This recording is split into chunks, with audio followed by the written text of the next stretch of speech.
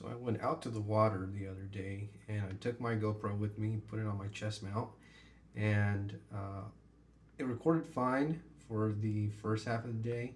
And then when I tried to record again, I turned it on before hopping into the water. It said no SD, even though my SD card was in there.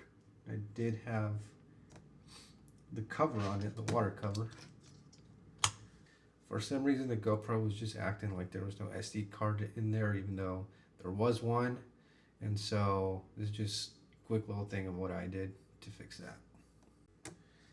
So I knew it wasn't a formatting issue because I took the micro SD card out and then I put it into my computer, and all the other files were still on there. And so it wasn't a problem with this little thing.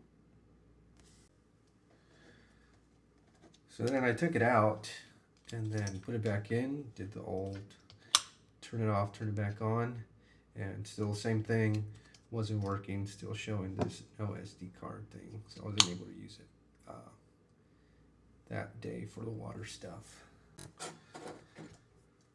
So then I went to Walmart and I just bought this electronic duster compressed gas bottle.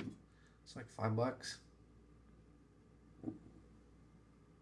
Bought this thing, it has a little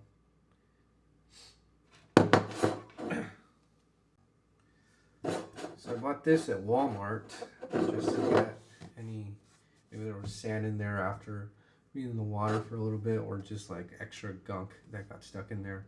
So I bought this little thing, opened this thing up, kind of pointed it down and just put a little air in it like that. Put this thing back in there.